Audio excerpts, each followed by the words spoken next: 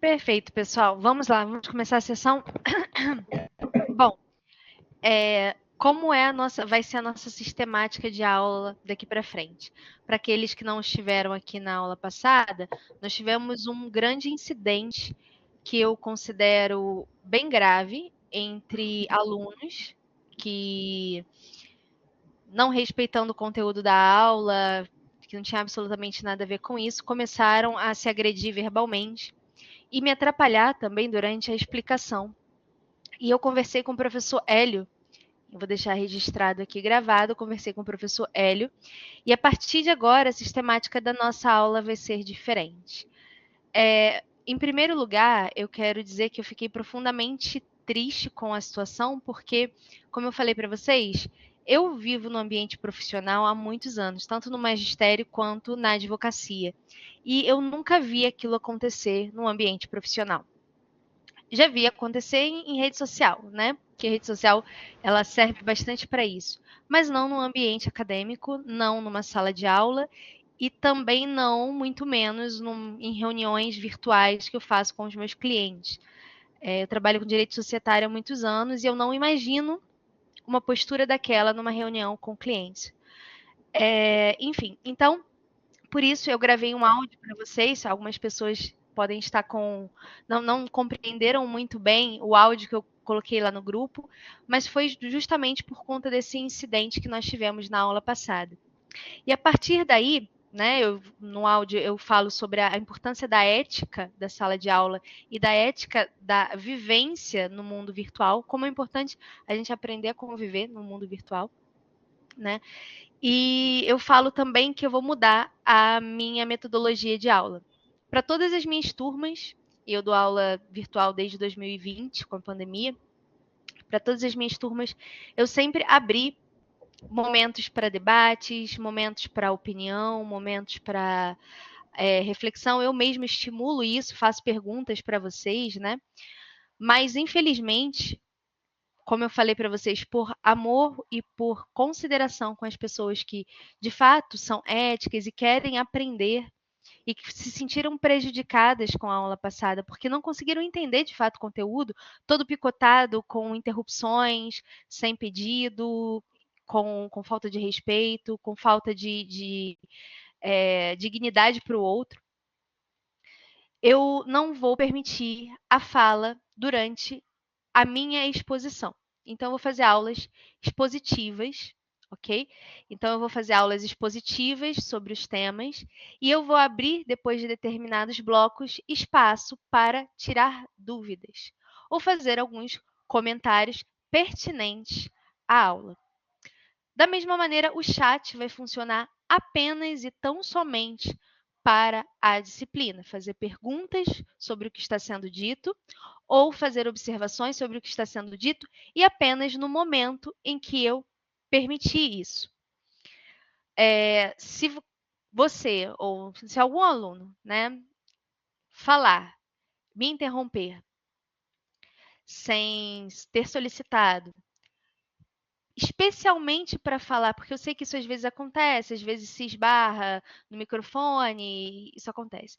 Mas especialmente para falar assuntos que nada tem a ver com a disciplina, ou se o aluno fizer comentários injuriosos, difamatórios, ou de conteúdo alheio àquilo que estiver sendo falado na disciplina no chat, eu vou dar uma advertência e pedir a gentileza de que o aluno pare com aquele comportamento.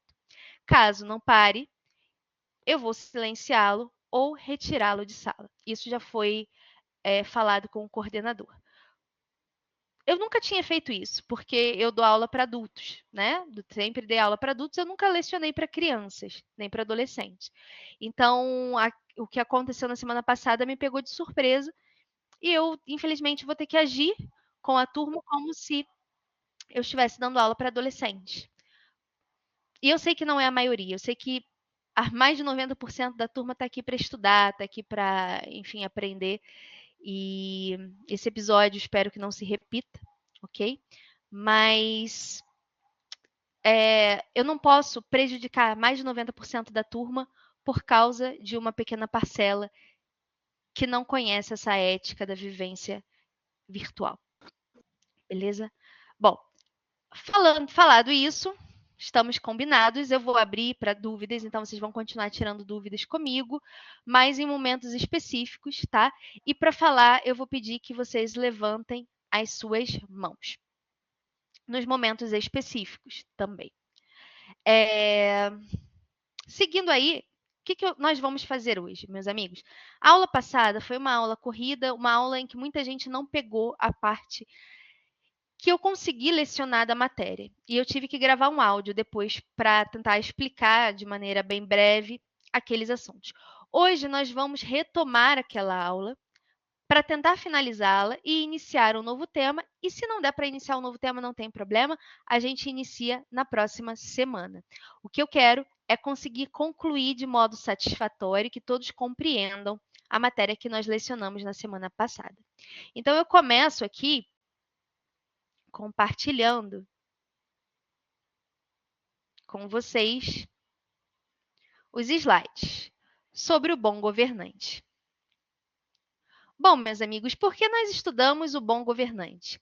Na primeira aula, nós estudamos o conceito de política, e eu falei para vocês que política é algo que está relacionado à nossa vivência em sociedade. Só existe política porque nós vivemos em sociedade, e só existe a sociedade porque nós conseguimos nos comunicar. Então, política é algo natural da vivência em sociedade. Falei para vocês que existe até aquela distinção entre os autores naturalistas, que entendem que nós vivemos numa sociedade politicamente organizada, porque isso é instintivo, é algo natural do ser humano, como, por exemplo, Aristóteles, que tem a célebre frase: o homem é um animal político. E eu falei para vocês que também tem outros autores que exploram a decisão humana de viver em uma sociedade politicamente organizada, que são os autores contratualistas.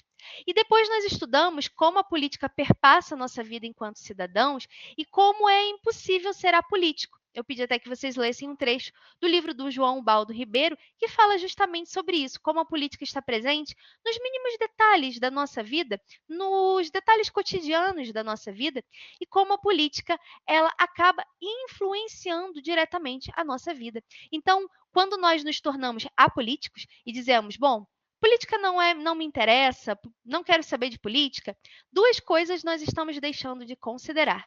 A primeira delas é que política não é coisa apenas dos engravatados de Brasília ou aqui da Assembleia Legislativa do Rio de Janeiro. Política é coisa de todos nós, especialmente nós que vivemos num Estado democrático de direito. Diz lá a Constituição, no artigo 1º, parágrafo único, que todo o poder emana do povo, que o exerce por meio dos seus representantes diretos ou por meio de seus representantes ou diretamente nos termos dessa Constituição. Se vivemos num Estado democrático de direito, então nós também participamos do processo de tomada de decisão política, seja por meio dos nossos representantes, como vamos estudar depois o que é democracia representativa, ou por alguns instrumentos diretos de participação política que vamos estudar também, como a iniciativa popular de lei, o plebiscito e o referendo, certo? Mas também participamos por meio da manifestação do nosso pensamento, pela liberdade de imprensa, enfim, existem vários mecanismos constitucionais de participação. Então, quando a gente pensa em política, a gente não está pensando apenas no que fazem os nossos representantes eleitos. Nós estamos pensando no nosso dia a dia, no preço dos alimentos, estamos pensando no nosso trabalho, nas políticas trabalhistas, de estimulação do trabalho, de incentivo ao trabalho, do fomento do pleno emprego no Brasil. Nós estamos pensando na política de transporte, então nós estamos na política de saúde, de educação, enfim, nós estamos pensando em determinadas decisões que influenciam o nosso dia a dia e das quais nós também fazemos parte enquanto cidadãos. E por outro lado, nós estamos desconsiderando, se queremos ser apolíticos, que a política, quando você decide não estudá-la ou não falar sobre ela, isso já em si é uma decisão política. A omissão já é em si uma decisão política. E aí, depois de estudarmos sobre a política, nos vem uma pergunta. Bom, tudo bem, professora, então a política permeia a nossa vida. Mas existem, de fato, funções políticas dentro de um Estado politicamente organizado. E essas funções políticas têm certos poderes Por exemplo, um presidente da República, ele tem poderes que eu, como apenas cidadã, não tenho. Ele tem poderes que estão esculpidos lá na Constituição e que o próprio voto lhe outorgou. Então, como é que eu posso entender essa relação entre aqueles que exercem uma função política e nós, povo, titulares do poder político dentro de uma democracia? Como é que a gente consegue entender essa relação com quem efetivamente tem o poder de decidir, o poder de determinar quais vão ser as decisões políticas? Aí nós vamos ter uma série de aulas sobre isso. A primeira aula é sobre as virtudes do bom governante. Como a ideia do bom governante foi pensada ao longo do tempo. E na próxima aula nós vamos falar sobre o poder. O que é o poder político exercido pelo Estado Nacional? Quais são as suas características? Então serão 2 aulas para a gente pensar a relação entre nós, cidadãos, e os governantes, certo? Aqueles que exercem função política. Embora a política seja coisa de todos, nem todos têm a mesma participação política na sociedade. Os governantes têm uma participação política que nós não temos, certo? Então, nós vamos estudar a nossa relação com estes governantes, a relação com aqueles que detêm o poder de decidir. Pois bem, a aula da semana passada era para a gente entender como as virtudes do bom governante foram pensadas de forma diferente ao longo dos séculos na filosofia política. E a gente tratou de autores clássicos da filosofia política. Se vocês forem estudar os rudimentos da filosofia política, vocês vão estudar Platão, Aristóteles, São Tomás de Aquino, Maquiavel. Vocês vão estudar esses autores clássicos. Então, a minha ideia era pensar as chamadas virtudes do bom governante a partir desses autores clássicos, certo? E aí eu falei para vocês, eu comecei a aula passada falando que a ciência política, por que a gente vai estudar virtudes do bom governante, a gente vai estudar o conceito de poder, o conceito de ideologias políticas, nós não vamos aqui tomar um partido ou defender fulano ou ciclano, porque não é essa a função da ciência política. A ciência política até faz algumas análises de conjuntura, a gente chama de análises de conjuntura, análise do estado político de determinado lugar, de determinada organização política. A gente pode fazer uma análise de conjuntura, por exemplo, do Brasil do século XX, do Brasil do século XXI, do Brasil na atualidade, certo?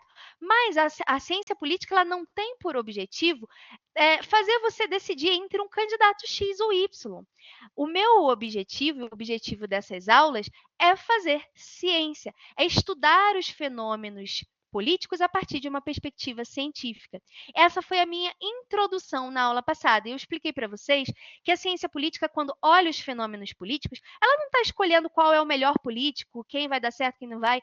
Ela está tentando entender aquele fenômeno, tentando entender os porquês, as razões daquele fenômeno. Né? E ela tenta entender principalmente 3 elementos: as ideias, que são os pensamentos, ideologias que são veiculadas naquele fenômeno político; os interesses, porque quem se reúne, quem se organiza na sociedade de forma política são os grupos sociais. E os grupos sociais têm os seus próprios interesses. E esses interesses são mobilizados no jogo político, né? Eu dei o exemplo para vocês da reforma trabalhista. Quantos foram os grupos que participaram das várias assembleias, das várias reuniões que a Câmara dos Deputados, por exemplo, organizou vários grupos sindicatos, professores, magistrados, sindicatos também dos empregadores, vários grupos que estavam ali tentando argumentar e expor os seus interesses. Então, quando a ciência política olha um fenômeno político, tenta entender quais são os interesses que estão sendo mobilizados, quais os grupos sociais que estão sendo ali mobilizados. E, por fim, as instituições. As instituições são as formas de comportamento desses atores políticos naquele fenômeno, forma como eles se relacionam. Essas formas, como eu disse, podem ser estabelecidas de uma maneira mais explícita na sociedade, como, por exemplo, leis e normas de origem moral, que são as instituições formais, elas são mais explícitas, e também elas podem estar ali implícitas, não, elas podem ser algo característico de determinado grupo ou de determinado momento, como, por exemplo, um costume, uma tradição, e aí nós chamamos de instituições informais.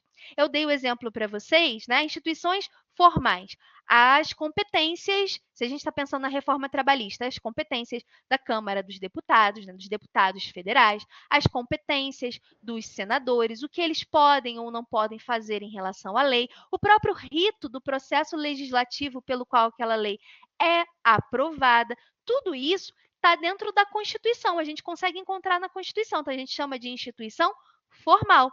Agora, a forma como um partido se relaciona com outro, os aliados políticos, isso não está escrito em nenhum lugar.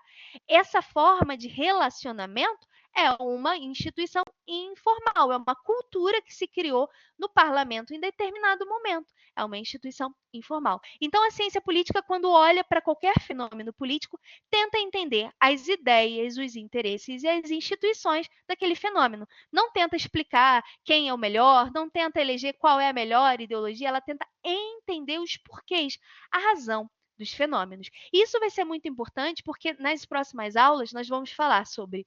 Nessa a gente vai falar sobre virtudes do bom governante. Então, com isso, eu não estou falando que Fulano ou Beltrano são bons governantes. A gente só está tentando entender, ao longo do tempo, quais as características que os filósofos políticos atribuíam aos bons, ao que eles consideravam bons governantes.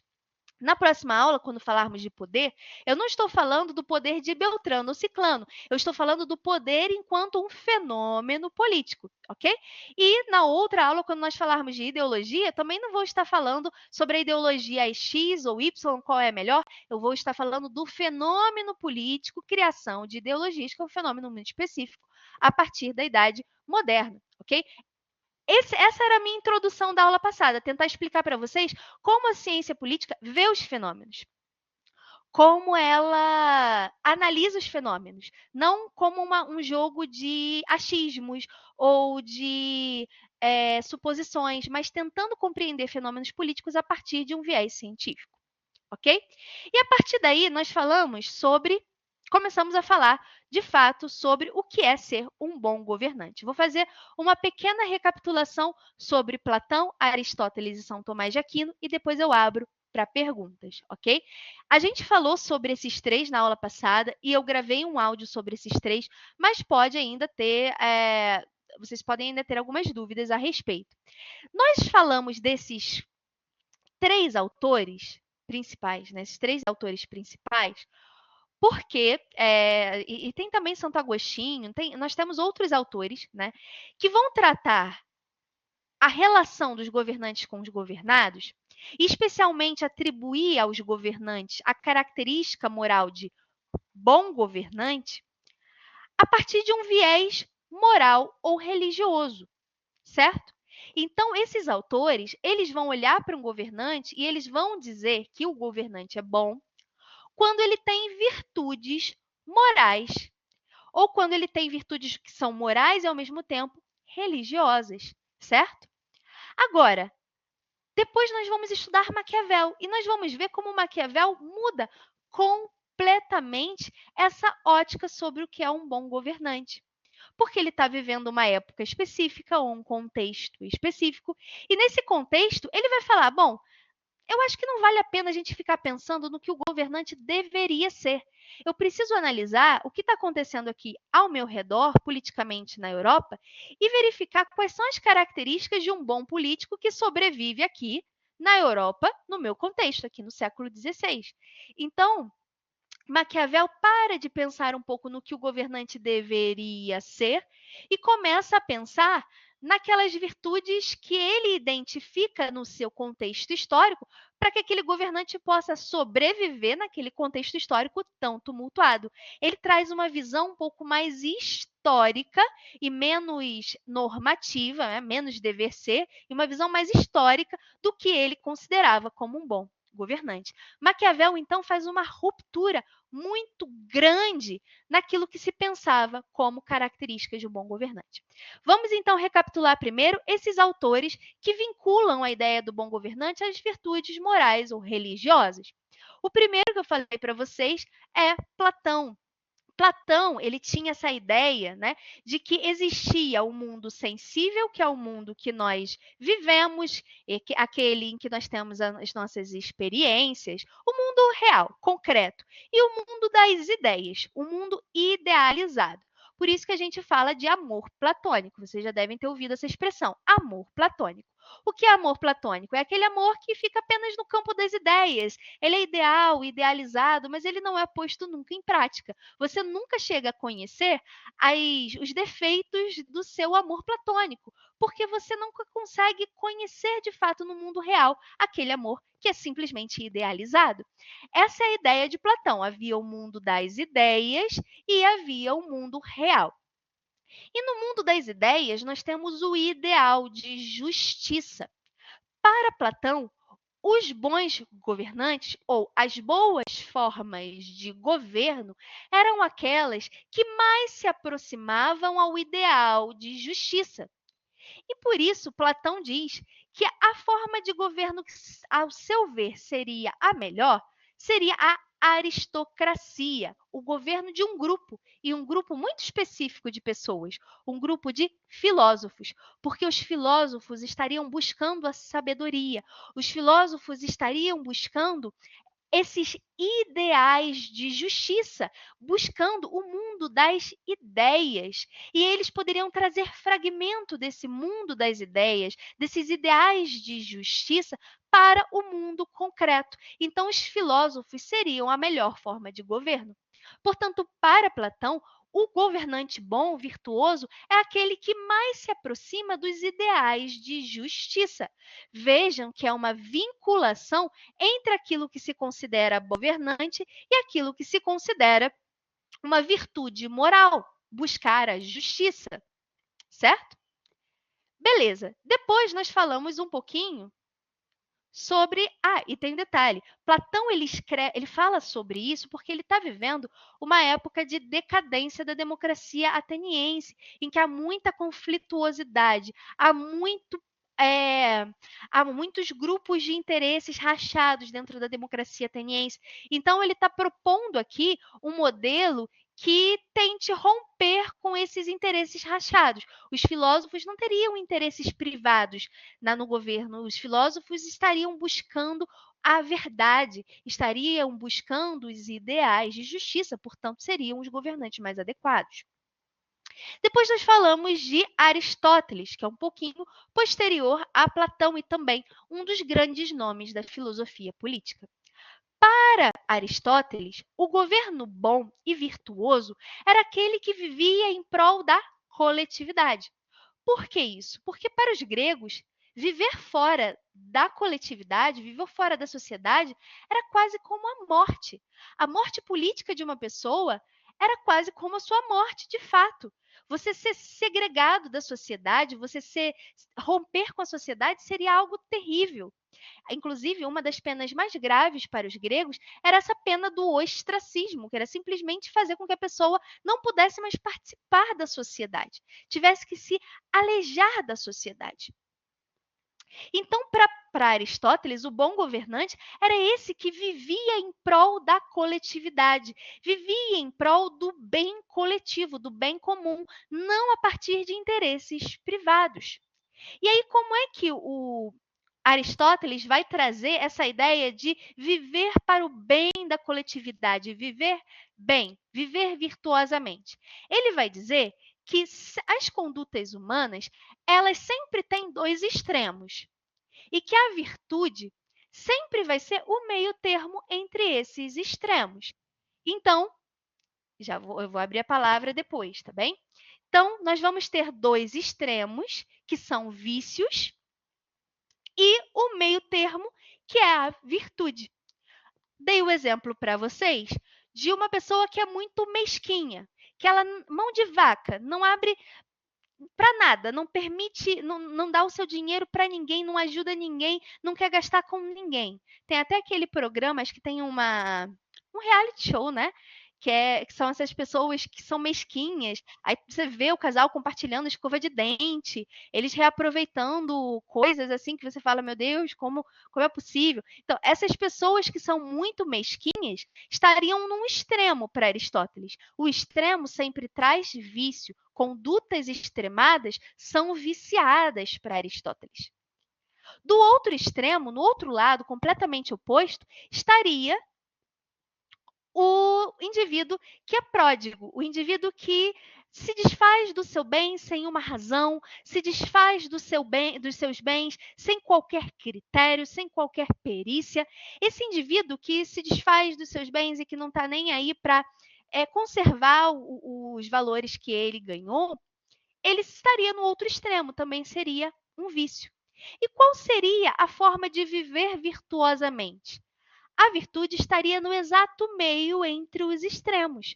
Seria o indivíduo que é generoso. Ele nem é mão de vaca e nem é também uma pessoa que se desfaz dos seus bens de qualquer maneira.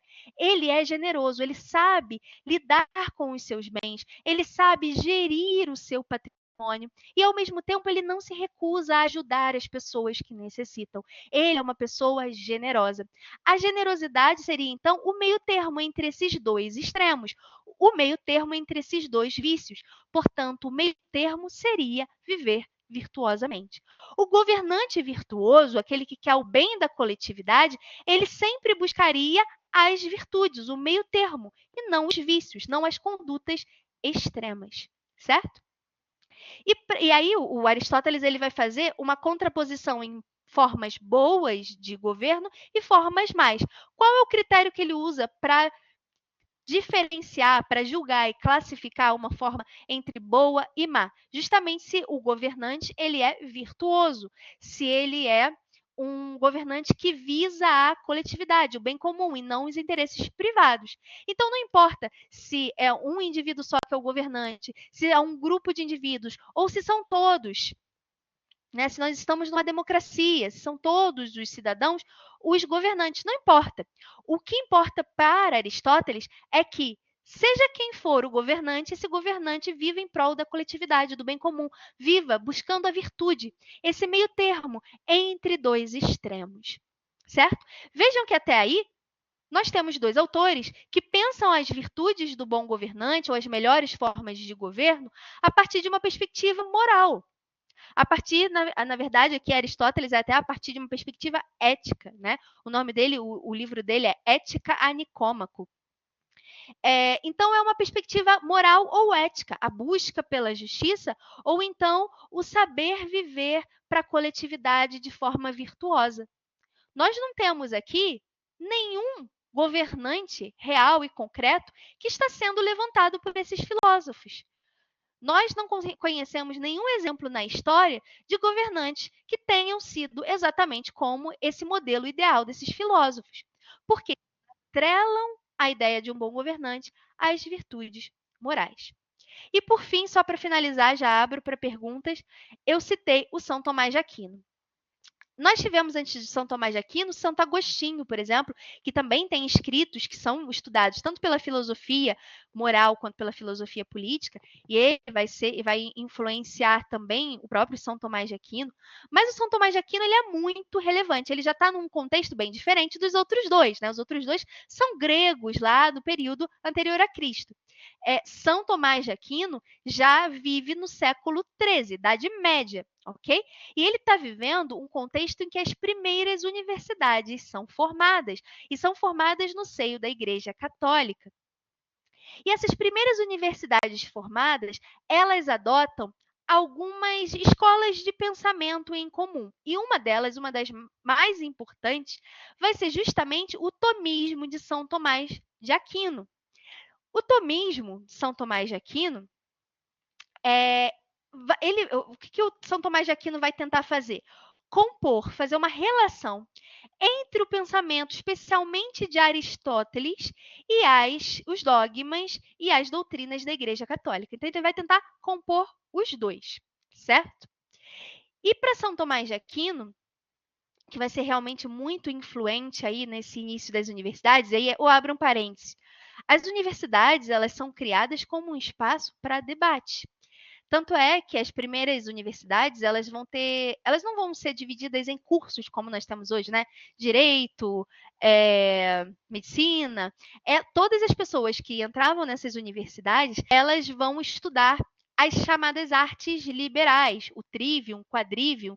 Depois estudem lá, procurem lá sobre o início das primeiras universidades. E a ideia é que as universidades fossem um espaço de diálogo, um espaço de debate, e um espaço em que as pessoas pudessem compartilhar o seu pensamento.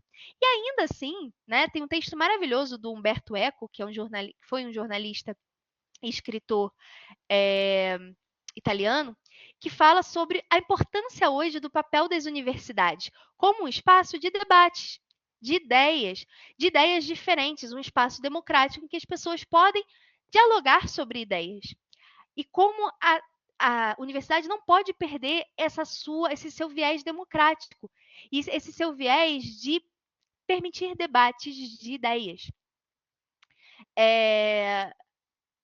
Então, assim, fazendo esse parênteses para a gente entender a relevância daquilo que a gente está fazendo aqui, né? Na sala de aula de uma universidade, a gente debate ideias, a gente conversa sobre ideias diferentes e traz pontos de vista diferentes sobre o mesmo tema.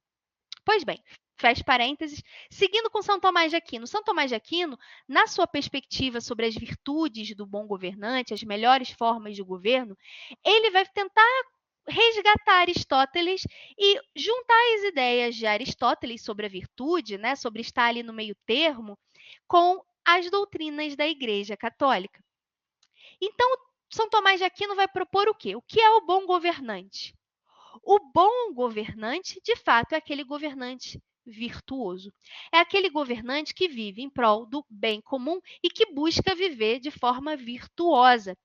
E o que é viver de forma virtuosa? É, de fato, você está ali longe dos vícios, você está no meio termo. Mas essas também são virtudes, não apenas morais, mas virtudes cristãs, que Deus esculpiu na mente humana. Então, é como se o bom governante fosse aquele que se aproximasse de Deus. Porque, para São Tomás de Aquino, o poder, a autoridade do governante, do rei, na sua época, tinha sido dada por Deus. Então, aquele governante não podia fazer o que ele queria. Ele tinha que viver de forma virtuosa. Ele tinha que viver de acordo com as virtudes cristãs, se afastando dos vícios. E assim ele consegue compor Aristóteles e as doutrinas católicas. Vejam que até agora, meus amigos, todos esses três autores prezam por uma visão normativa do que é um bom governante. Aquilo que o governante deve ser. Virtudes que estão vinculadas à ética, à moral ou à religião. Mas nenhum deles fala sobre um governante específico, ou traz um modelo específico, um modelo real, um modelo histórico. Eles apenas estão discutindo e debatendo sobre qual é um modelo ideal de bom governante. Ok? E aí nós vamos ver como o Maquiavel rompe e faz uma girada completamente diferente. As ideias dele revolucionam essa visão do que é ser um bom governante. Essa visão sobre as virtudes morais é muito uma visão do próprio povo, né?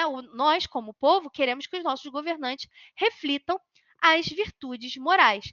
Porém, no jogo político, e é isso que eu acho que é o mais importante de Maquiavel, nós vamos ver que o jogo político às vezes foge de controle e traz situações inesperadas. E esses governantes vão ter que ter jogo de cintura e estratégia para saber lidar com essas circunstâncias. E essa, para mim, é a grande contribuição de Maquiavel. O jogo político é um jogo de poder e é um jogo de estratégia. Ok? Bom, meus amigos, vou abrir então agora para perguntas sobre esses três autores dos quais falamos. Alguém tem alguma dúvida? Só levantar a mão ou falar no chat. Vamos lá. Ih, tem bastante dúvida aqui. Deixa eu ver. A Thaís está perguntando, não encontrei no material de apoio de São Tomás de Aquino. Já te dou a palavra, João.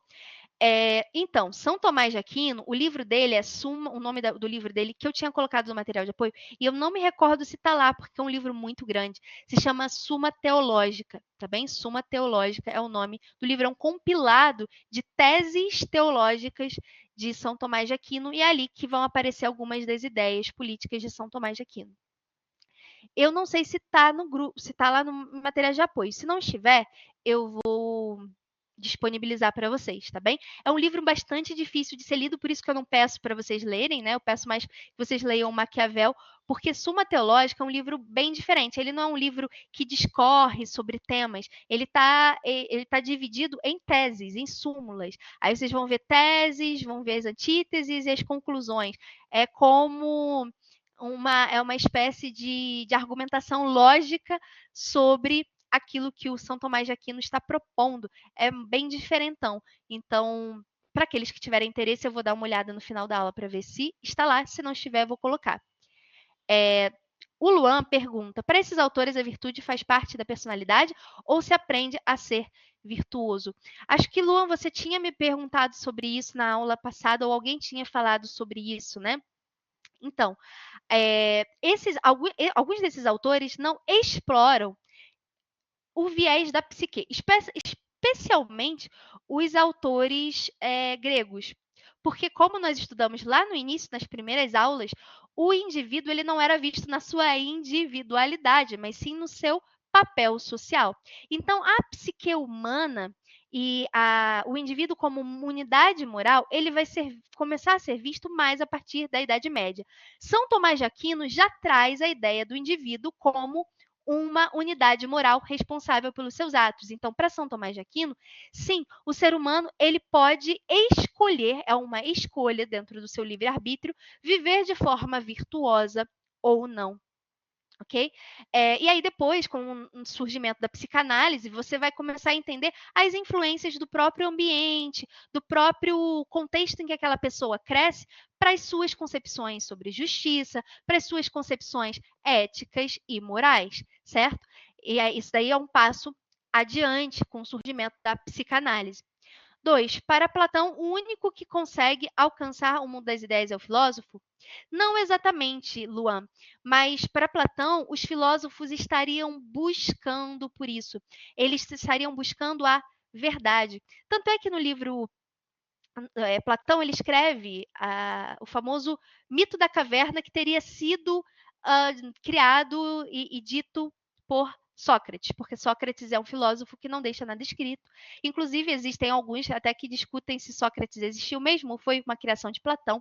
Tem algumas discussões sobre a historicidade de Sócrates, mas a ideia, Platão ele inscreve, né, fazendo uma referência a Sócrates, o tal do mito da caverna. A ideia é que existem algumas pessoas que estão na caverna por opção e existem aquelas que saem para ver a luz do dia e que descobrem que aquilo que as pessoas da caverna conhecem são apenas sombras. E essas pessoas seriam prioritariamente os filósofos, porque os filósofos, a atividade dos filósofos era uma atividade de busca da verdade, de alcançar a verdade. Platão ele vai tentar classificar. Platão e Aristóteles, né? Eles têm uma ideia sobre o que é justiça muito muito relacionada a papel social do indivíduo. Então ele vai falar, por exemplo, na sociedade existem aqueles que foram feitos para o comércio e existem aqueles que foram feitos para pensar, para refletir, para buscar a sabedoria, para buscar a verdade. E essa seria a tarefa dos filósofos. Então, não é que os filósofos seriam os únicos a receber essa possibilidade de buscar o mundo das ideias e a verdade, mas seria a tarefa que a sociedade lhes incumbe, que a natureza lhes incumbe, essa busca pela verdade. Seria algo como que natural, que lhes caberia. Então, eles seriam os mais aptos ao governo. 3. Para Platão, um bom governante teria que ser filósofo, já que o único que consegue alcançar a virtude. Não é bem que o filósofo é o único que consegue alcançar a virtude, como eu falei, mas eles teriam como função social essa busca, por isso eles estariam mais aptos a. Para Aristóteles, o governo virtuoso é aquele que busca a felicidade, já que a felicidade é viver em comunidade? Perfeito. Para Aristóteles, o bem viver, o viver de forma feliz, né? Que ele não fala feliz, ele fala bem viver. O bem viver é o viver de forma virtuosa. E não apenas os filósofos, não apenas os governantes, tá? Todos podem viver de forma virtuosa se eles encontram esse meio termo entre os extremos. Todos conseguem alcançar a virtude. Claro, isso é algo a ser perseguido, algo a ser buscado na sociedade, e o governante e as formas de governo, obviamente, têm de observar essa vida virtuosa. 5. Para Aristóteles, por que a democracia é má? Ah, tá. Porque Aristóteles ele faz uma contraposição entre formas boas e más, não pela quantidade de pessoas que está governando, mas pelos objetivos daquelas pessoas. Ele vai diferenciar o que ele chama de democracia do que ele chama de poliarquia ou politéia. O que ele chama de democracia não é a mesma coisa que a gente chama hoje de democracia, tá? São coisas diferentes. Tanto democracia para Aristóteles quanto a politéia ou a poliarquia seriam governos de todos os cidadãos, né? Lembrando que nessa época nem todo mundo era cidadão, somente eram cidadãos os homens, pais de família, né, patriarcas, maiores de idade, que eram livres e nacionais. Então, esses indivíduos governando, eles estariam ali como uma forma de governo, todos os cidadãos governando.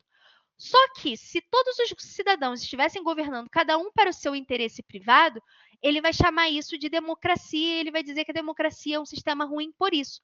Mas, se todos esses indivíduos estivessem governando em prol do interesse comum, nós teríamos a poliarquia, ou politéia, que também é um governo de todos, mas em que todos estão visando ao bem comum. Vejam que a classificação que ele faz entre boa e má forma de governo não é pela quantidade de pessoas, porque tanto na democracia quanto no que ele chama de poliarquia, são todos os cidadãos que estão governando. O que vai diferenciar a boa e a má forma de governo é a intenção, o objetivo. Na democracia, segundo Aristóteles, as pessoas estariam ali buscando seus próprios interesses, estaria uma confusão danada, cada um puxando o governo para um canto. E na poliarquia, não. Na poliarquia, nós teríamos indivíduos que estariam juntos ali buscando a vida virtuosa e o bem da coletividade. Ok? Agora, democracia para Aristóteles não é aquilo que a gente conhece como democracia hoje. A democracia que a gente conhece hoje é a democracia liberal, democracia moderna, que nasce na Idade Moderna. E nós vamos ter uma aula sobre. João fala, depois a Ana.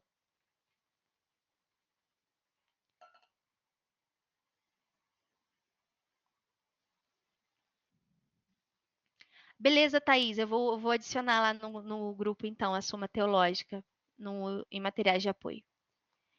O João tinha levantado a mão. Ah, já tirou? Ah, beleza. Perfeito. Ana, qual é a sua pergunta? Oi, tá me ouvindo? Olá, Boa noite. boa noite.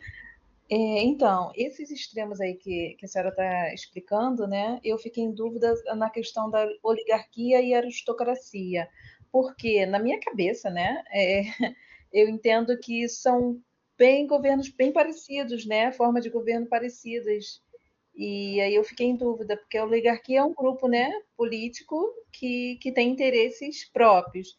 E a aristocracia, eu entendo que é um grupo que tem esse poder de nobreza, de classes dominantes, mas que também tem os seus interesses. A senhora pode aprofundar essa questão, Sim, por favor? então, para Aristóteles que você está se referindo, né? Isso mesmo. Então, Aristóteles, quando ele faz a contraposição entre uma boa forma de governo e uma má forma de governo, ele não está usando como parâmetro a quantidade de pessoas que está no poder. Né? É a mesma coisa da democracia com a poliarquia. Para ele, a oligarquia e a aristocracia, em ambas as formas, você tem um grupo apenas no poder, um grupo governando. Só que o que marca a diferença para Aristóteles entre uma e outra é que na oligarquia os indivíduos estariam buscando os interesses privados, os interesses daquele próprio grupo. E na aristocracia, de forma diferente, as pessoas estariam buscando, embora fosse apenas um grupo governando, esse grupo estaria buscando viver virtuosamente em prol do interesse coletivo, em prol do bem comum. Então, o que caracteriza, o que marca a diferença é a intenção e são os interesses daquele grupo que está no poder. Na oligarquia, você tem um grupo que visa aos interesses privados e na aristocracia você tem um grupo que visa aos interesses comuns, coletivos, o viver virtuosamente. Foi? Muito obrigada. Nada, imagina. Ingrid pergunta: poderia relembrar o que seriam os extremos? Os extremos sempre são as condutas humanas que são chamadas de vícios, né? E são aquelas que têm uma característica mais explícita.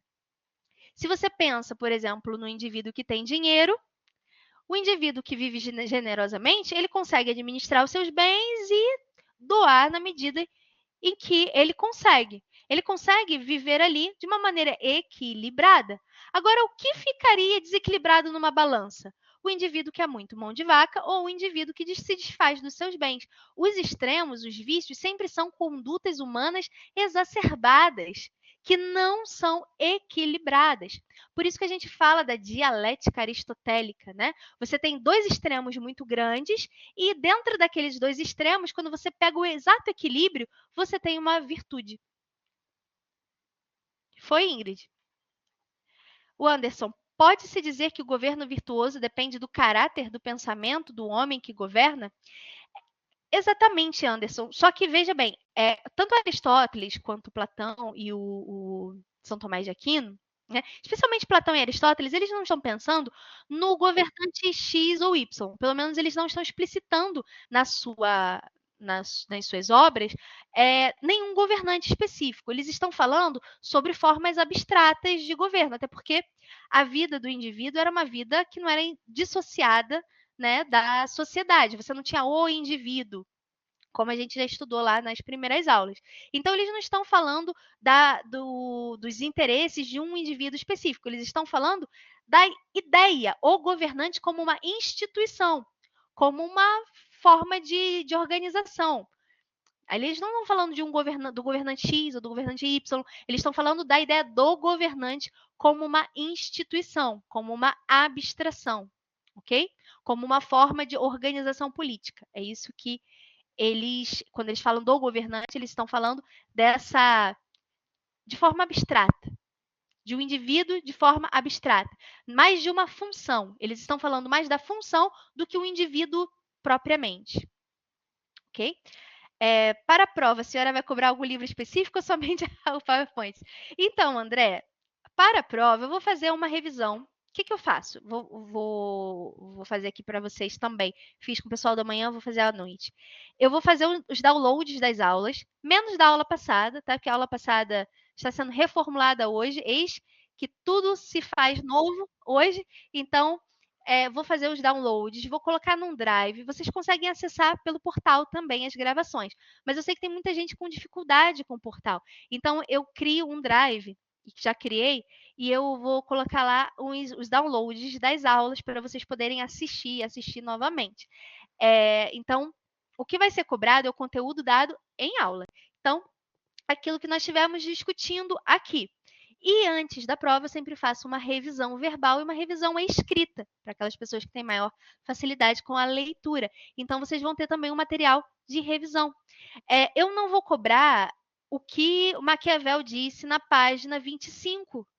Não é isso. Eu quero que vocês entendam apenas essa mudança de paradigma que aconteceu com Maquiavel. Por que Maquiavel teve um pensamento tão diferente? Por que até hoje a gente até fala do indivíduo que é maquiavélico? A gente usa o nome de Maquiavel para classificar pessoas, né, para qualificar pessoas. Por que isso? O pensamento dele é muito relevante para a filosofia política e vale a pena. E ele traz algumas reflexões importantes para a nossa vida hoje, né? De como o jogo político não é um jogo de idealizações, e sim é um jogo de estratégias. É isso que a gente vai falar um pouquinho lá para frente, tá bom? Mas pode ficar tranquilo que eu vou fazer as revisões, vou mandar para vocês e a prova só tem aquilo que foi falado em aula, não tem nada muito específico de nenhuma das obras, tá? As obras, elas são complementares. Quando eu peço para vocês lerem Maquiavel, porque Maquiavel é um clássico. Então é importante, e vocês estão na faculdade de Direito, né, que vocês não apenas acreditem naquilo que a professora está falando, mas vocês pesquisem por si e leiam os clássicos. Isso contribui muito com a formação de vocês. Vamos lá, deixa eu ver aqui mais perguntas.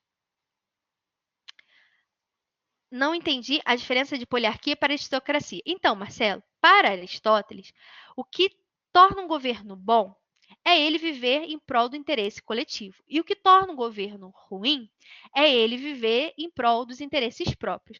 Não importa a quantidade de pessoas que esteja no governo ou como seja essa forma de governo. Então, por exemplo, ele vai dizer que na aristocracia e a oligarquia, em ambos, você tem um grupo dominante, um grupo que governa. Só que na oligarquia, esse grupo está visando apenas os seus interesses. Então, é uma forma ruim de governo. E na aristocracia, esse grupo está visando ao bem coletivo. Então, é uma forma boa de governo. Ele faz a mesma coisa com a ideia de poliarquia e democracia. Né? Na democracia e na poliarquia, quem governa? Todos os cidadãos, não é apenas um grupo, diferente da aristocracia. Todos os cidadãos, democracia e poliarquia, todos os cidadãos governam de forma direta. Todos eles tomam as decisões políticas lá na ágora, no espaço público, debatem as ideias, tomam as decisões juntos, ok? Só que, para Aristóteles, na democracia, naquilo que ele conhecia por democracia naquela época, que não é a mesma coisa que a gente entende hoje, as pessoas, cada uma estava buscando ali seu próprio interesse. Então, não era uma boa forma de governo. Já na poliarquia, todos os cidadãos governavam, mas todos estavam buscando o bem comum, a coletividade, o viver bem para a coletividade. Então, era uma boa forma de governo. Ele faz uma contraposição entre as formas de governo a partir do critério viver para interesses próprios ou viver em prol da coletividade. É isso. Esse é o critério de Aristóteles. Então, ele usa isso também para monarquia e tirania. Ele vai dizer que na tirania é só um que governa, mas esse um que está governando visa interesses próprios. E na monarquia é só um que governa, mas esse um visa interesses coletivos. Então, a monarquia seria boa, a tirania seria ruim. Ele não faz uma diferença entre formas boas e ruins a partir da quantidade de pessoas que governam, mas sim dos interesses dos governantes. Se permaneceu a dúvida, você me fala, Marcelo, se esclareceu também. A prova vai ser discursiva? Não, meus amigos, a prova é múltipla escolha. Isso eu explico tudo lá na primeira aula. Estão lá na primeira aula que eu explico como são as avaliações presenciais, que são múltipla escolha, 10 questões, beleza? O professor ia exatamente falar sobre esse contraste. Pois é um contraste muito grande. O Maquiavel, ele tipo rompe, ele muda a parada toda. É um negócio de doido. E ele traz reflexões para a gente. Então, vamos seguir aqui para o Maquiavel. Tem mais pergunta. Uma pergunta, professora. Desta forma de governo, qual seria a forma de governo para Maquiavel? Já vai falar de Maquiavel. Qual o ponto em comum entre esses três filósofos e a diferença da visão sobre um bom governante de cada um, se tiver, professora? Então, os três, eles, dentro das suas perspectivas, estão atrelando as virtudes dos bons governantes ou das boas formas de governo às virtudes morais, éticas ou religiosas, ok? Para eles, o bom governante é aquele governante virtuoso eticamente, moralmente ou que tem as virtudes cristãs, no caso de São Tomás de Aquino. Todos eles têm uma visão normativa do que é ser um bom governante. O governante deve ser assim, ele deve ser assim. O Maquiavel, ele já fala assim, olha, não vamos gastar tempo com o que o governante deve ser, vamos tentar entender como ele é. Então, eles têm uma visão mais descritiva, mais histórica, menos normativa. Ele sai do deveria ser para o vamos ver como ele é. Vamos ver como um bom governante consegue sobreviver aqui nesse mundo cão, nesse mundo complicado. Ok? O pensamento de Maquiavel os pensamentos falsearam, os anteriores? Na verdade, não, porque aqui eles não estão fazendo bem ciência, tá? Eles são, inclusive, anteriores ao método científico. Eles são, por isso, considerados autores da filosofia política. Então, eles estão trazendo mais filosofia, né? Investigação do saber, busca do saber sem método científico. Mas, então, pelo lado científico, né, pelo Karl Popper, eu entendo o que você está falando, você está citando Karl Popper. Eu não posso dizer que Maquiavel falseou. Mas, por outro lado, eu posso dizer que ele adotou um método diferente. Ele adotou um método historiográfico, mais historiográfico, e os outros adotaram um outro tipo de método, mais abstrato, certo? Então, eu posso dizer que sim, houve uma ruptura de pensamento, mas não falseabilidade nos termos de Karl Popper, porque aqui ainda não existia o método científico. Esse é o slide da matéria 3. O slide 3. Peraí. Não, é o slide 2, perdão. É o slide 2. O bom governante. Vamos seguir então para Maquiavel? É por isso que Maquiavel separa a política da moral? Exatamente, Michele. Então vamos seguir para Maquiavel. Estou vendo que vocês estão animados para falar de Maquiavel.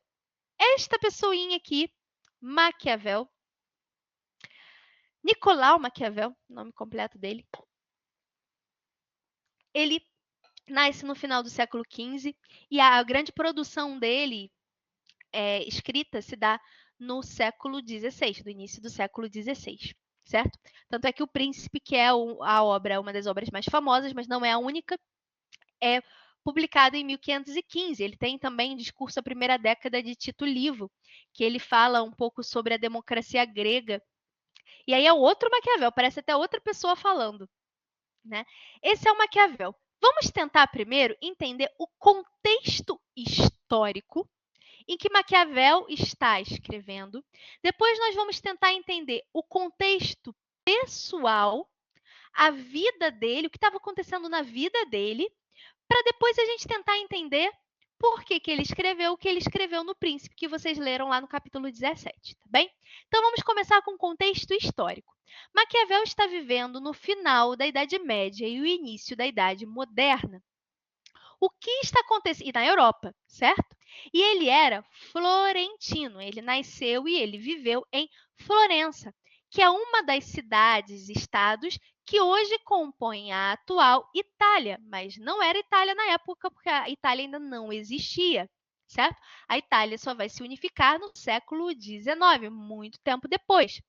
Então, aqui na época de Maquiavel, nós ainda não tínhamos Itália, mas já existia a cidade-estado de Florença. E eu vou mostrar para vocês no nosso slide como era essa cidade-estado onde vivia Maquiavel.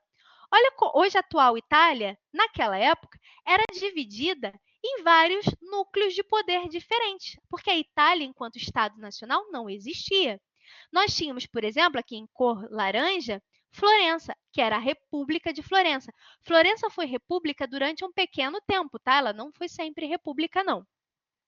Nós tínhamos os estados pontificiais, que estão de amarelo claro, que eram os estados, as terras que pertenciam à Igreja Católica.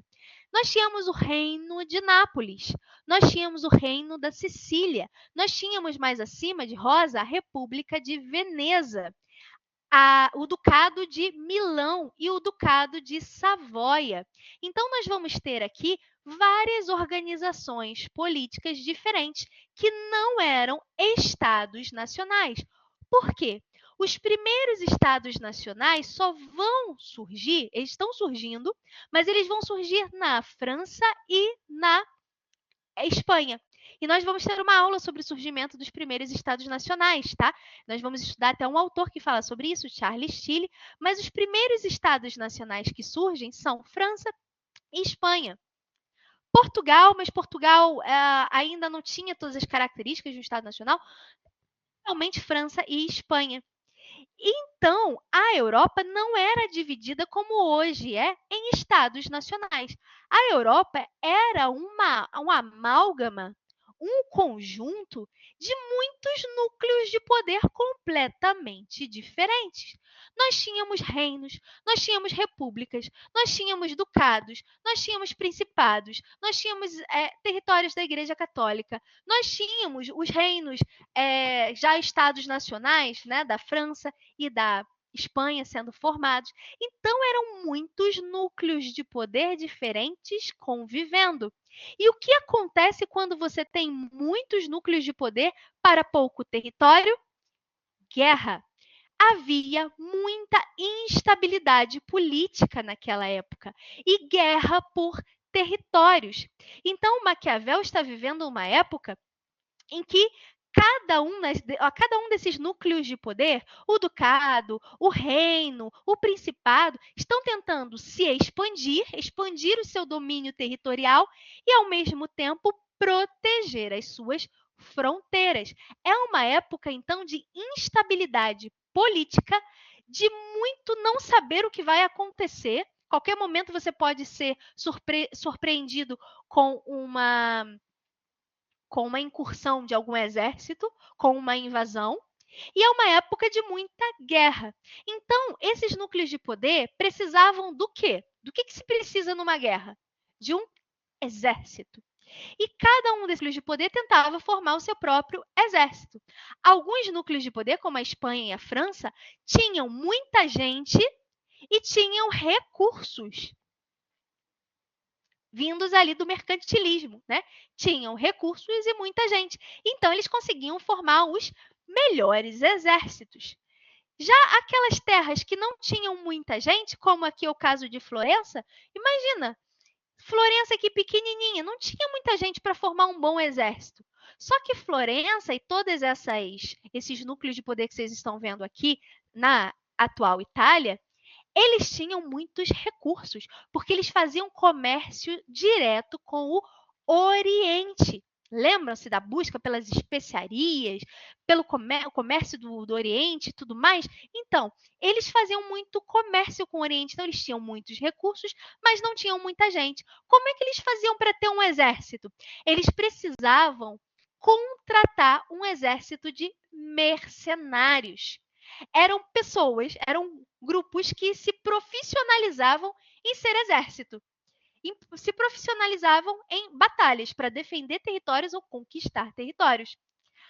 E eles eram pagos para isso. Então, Florença pagava um exército de mercenários, que eram chamados os condottieri, certo?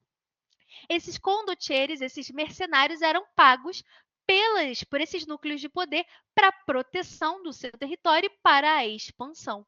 Mas eles estavam em constante ameaça, certo? Porque a Europa toda estava dividida em muitos núcleos de poder. Havia, então, um momento de instabilidade política. É esse o momento histórico em que Maquiavel está vivendo. E tem um detalhe muito importante nessa história, meus amigos. Lá, Maquiavel está vendo a Espanha e a França e está vendo que a Espanha e a França têm exércitos fortes, está criando um sentimento de nacionalismo, expandindo os seus territórios e se transformando numa organização política mais complexa, o Estado Nacional. E Maquiavel está vendo que Florença e as outras cidades-estados ali italianas estão ficando para trás. E aí Maquiavel está falando, cara, uma hora a gente tem que negociar com a França quem vai ser o nosso governante. Outra hora, a gente tem que negociar com a Espanha. A gente não consegue independência nem da França e da Espanha. A gente precisa fazer alguma coisa para se livrar da França e da Espanha, para ter força contra esses grandes núcleos de poder. O que a gente deveria fazer? Puxa, a gente deveria se unificar. A gente deveria reunir todos esses núcleos de poder que têm idiomas parecidos para fazer frente à Espanha e à França. E a gente está precisando de quem para isso? De um governante que seja forte e que tenha estratégia para conseguir unificar todo mundo e fazer frente à Espanha e à França. Aí a gente já começa a entender o que está acontecendo, é da lógica de Maquiavel no Príncipe. Ele está olhando para as cidades e estados ao redor dele e vendo a catástrofe chegando, vendo a dominação espanhola e a dominação francesa. E ele está vendo, a gente precisa fazer alguma coisa, porque senão a gente vai perder território. A gente vai perder para ele sempre. Então, esse é o contexto histórico em que está vivendo Maquiavel. Agora vamos falar do contexto pessoal dele. Quem era Maquiavel?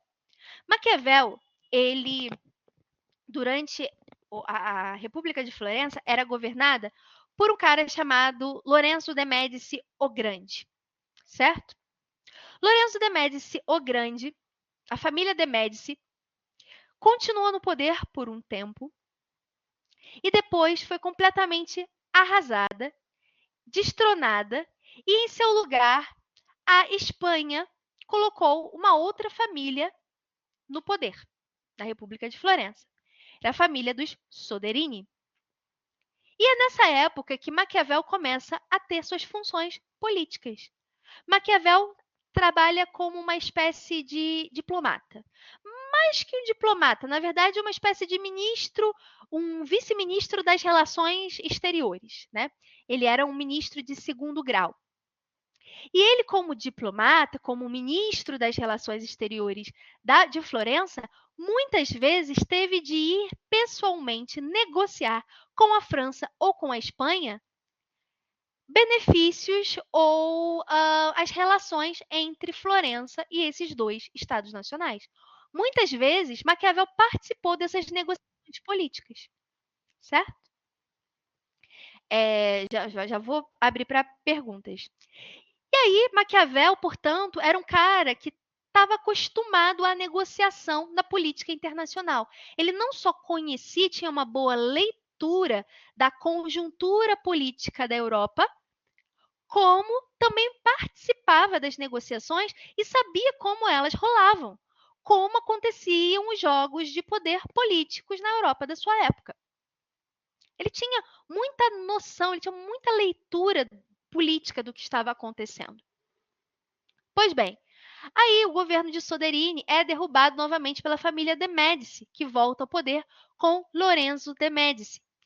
E aí, meus amigos, Maquiavel roda.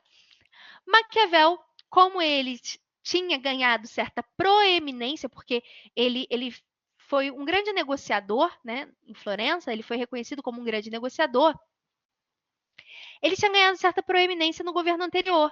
E aí esse novo governo fala, não quero saber daquelas pessoas que estavam aqui no governo anterior. Tomei o poder, não quero saber de Maquiavel. Maquiavel perde a sua função política, perde o seu posto. E aí o que ele faz? Ele escreve O Príncipe e dedica o livro O Príncipe para Lorenzo de Médici, que estava governando, como uma tentativa, de mostrar que ele tinha conselhos, que ele sabia do que estava acontecendo, que ele tinha uma boa leitura da realidade e tinha conselhos para dar para Lorenzo de Médici. E depois, querendo, obviamente, mostrar fidelidade a Lorenzo de Médici e alcançar o seu posto de volta, o que ele nunca conseguiu. Ele até alcançou alguns outros postos, ele foi um dos primeiros historiadores, né? Ele escreveu algumas obras historiográficas, mas ele nunca voltou à sua função de diplomata, certo? Então, o príncipe, ele dedica a Lorenzo de Médici numa tentativa de voltar à sua função original, mostrando para Lorenzo de Médici não apenas que ele lhe seria fiel enquanto governante, mas também que ele tinha uma boa leitura e bons conselhos para dar a esse novo governo.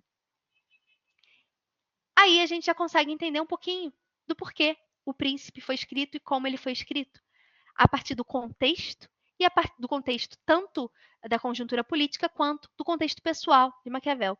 E aí é o que eu sempre falo para vocês, meus amigos, quando vocês forem ler qualquer obra, qualquer livro, saibam quem é o autor, entendam onde ele estudou, com quem ele está dialogando, em que contexto ele vive, de que escola do pensamento ele é, porque assim você vai conseguir entender muito mais profundidade a obra daquele autor.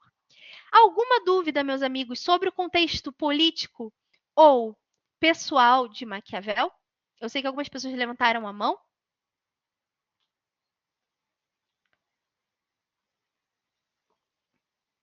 Maiara?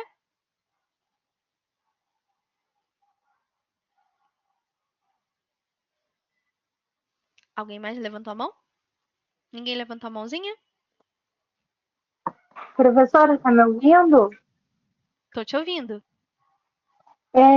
Pode explicar, por favor, de novo, a medieval mista, por favor, porque na hora que a senhora estava explicando, a internet caiu. O que você quer que eu explique? A medieval? Medieval tomista. É sobre São Tomás de Aquino. Então, Maiara, como a gente já está falando sobre Maquiavel agora, que é uma outra coisa, eu vou fazer o seguinte: você me manda, por favor, um WhatsApp que aí eu gravo um áudio e explico para você. Eu não sei, foi a minha internet que caiu ou foi só a sua? Foi só a Foi a... minha. Ah, tá. Então, me manda lá um WhatsApp, que aí eu explico de novo para você de uma forma mais pormenorizada. Mas, basicamente, São Tomás de Aquino resgata as ideias de Aristóteles e tenta juntar com as ideias da doutrina católica, tá bem? Um bom governante é aquele governante que tem virtudes morais e cristãs. Basicamente é isso. Mas me manda uma mensagem lá no WhatsApp que eu vou te explicar com maior detalhe, tá bom? Tá bom, obrigada, professora. Ah, imagina. Então, alguma dúvida sobre o contexto em que nós estamos falando aqui de Maquiavel, do príncipe? Se não, vamos seguir aí. Aí a gente consegue entender um pouquinho melhor qual foi a ideia de Maquiavel. O que diz o príncipe, meus amigos? Maquiavel começa o príncipe falando que existem, após a destituição, Maquiavel foi exilado. Eu acho que não, mas eu não tenho certeza, Luan. Eu confesso para você que eu não tenho certeza se ele chegou a ser exilado. Eu sei que ele chegou a ser contratado para escrever algumas obras, mas ele nunca retomou a sua função. E eu acho, se eu não me engano, ele foi viver de forma retirada no campo. Se eu não me engano, ele foi viver uma vida mais retirada, mas não chegou a ser exilado pelo Estado, não, tá bom? Pois não, Cauã. Boa noite, professora. Boa Eu ainda noite. não, eu ainda não terminei de ler o livro, eu ainda estou só no começo. Mas Maquiavel escreveu na intenção de ter o seu cargo de volta? Foi a única intenção dele? Não, vamos lá. Quando eu falo para vocês do contexto pessoal, a gente traz algumas intenções, não significa que foi a única intenção dele, né? Então, Maquiavel, com seu livro, ele está tentando argumentar sobre um ponto. Ele tem um ponto.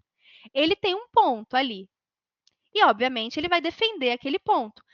Eu não posso dizer que foi a única intenção dele, só que o que dizem os historiadores e os estudiosos de Maquiavel? O fato dele ter dedicado a Lourenço de Médici diz alguma coisa sobre a tentativa de aproximação de Maquiavel, traz um indício da tentativa de aproximação de Maquiavel com o governante atual. Por quê? Ele tinha sido deposto, de fato, ele não tinha mais a sua função política e diplomacia, e você pode tirar daí que essa foi uma tentativa de mostrar fidelidade. Mas eu não posso dizer, obviamente, que essa foi a única intenção dele. Ele tem um ponto que ele está tentando provar. Inclusive, depois ele tem escritos historiográficos, né? Inclusive sobre a Grécia. E então, essa é uma perspectiva histórica que ele está construindo ali, que nos ajuda, inclusive hoje, a poder entender melhor como era a Europa daquele século XV e XVI. Posso dizer que foi a única, mas eu posso dizer que há indícios de uma tentativa ali de. Por que você escreve um livro e dedica para um rei? É uma tentativa de você ser visto com bons olhos por aquele monarca. Né? Entendido, obrigado. Nada, imagina. Beleza, meus amigos. Então, olha só que interessante. Vamos pensar então agora no príncipe. O que diz o príncipe? Algumas pessoas interpretam o príncipe, a contribuição dele foi histórica, perfeito. Algumas pessoas interpretam o príncipe de maneira equivocada. Leem o príncipe e falam: Maquiavel pregava que o príncipe não tem que ser bom, ele tem que ser mau, ele não pode ser amado, ele tem que ser temido. E aí usam aquela famosa expressão, né, maquiavélico. O que é uma coisa maquiavélica? Alguém já ouviu falar dessa palavra ou é uma palavra muito antiga? Fulano é maquiavélico. Isso é o que você está fazendo é maquiavélico? Vocês já ouviram essa palavra? Já? Então, fulano é maquiavélico. Por quê? Porque é uma interpretação errada, errônea, sobre as obras de Maquiavel. Eu lembro que no meu ensino médio, eu não li Maquiavel, né? Mas a professora explicava as ideias de Maquiavel assim. Maquiavel era pragmático, os fins justificam os meios. Você pode fazer qualquer coisa desde que você se mantenha no poder. E não é bem assim. Qual é a melhor interpretação do príncipe? Maquiavel começa o príncipe explicando que na vida política existem dois elementos: a fortuna e a virtude. Fortuna e a virtude, que no livro vai estar como virtu. A fortuna, tem até aquela ópera, a Fortuna, né, da Carmina Burana, tem aquela música bem forte, né? O que é a fortuna? Fortuna não é ter dinheiro, fortuna é a sorte. É o futuro incerto. É o não saber. A gente aprende assim, né, Michele? Pois é. Mas não é bem assim, coitado do Maquiavel. Tão difamado ao longo da história. A fortuna é a sorte. A fortuna é o não saber. Se vocês pararem para pensar, na nossa vida, a gente tem uma sucessão de presentes. O passado é apenas uma reconstrução da memória. A gente reconstrói o que aconteceu. E muitas vezes a nossa memória seleciona fatos e, para nossa própria proteção da nossa psique, ignora outros fatos. Né? Então, é uma reconstrução. E o futuro, a gente só projeta. Eu só projeto que amanhã eu vou acordar, eu tenho trabalho a fazer, eu vou fazer comida, eu vou sair. Eu estou projetando, mas ainda não aconteceu. O que acontece? É o presente. Nós só temos o presente, presente, presente, presente. Então, a nossa vida é uma sucessão de presentes. O futuro é uma projeção da nossa mente e o passado também é uma reconstrução que a nossa mente faz, certo? O que é a fortuna? É justamente você não saber, essa incerteza que nós temos sobre as coisas que vão acontecer. E vejam que Maquiavel está vivendo numa época de instabilidade política, todo mundo guerreando contra todo mundo. Era lugar tentando expandir seu território, outros tentando defender seu território, você não sabia quando você ia ser invadido. Era um eterno não saber. É aquele elemento que a gente chama de contingência. Aquilo que a gente não sabe o que vai acontecer. Então, Maquiavel está falando que os príncipes, os governantes, eles têm de lidar com essa incerteza, com este não saber, com as coisas que acontecem.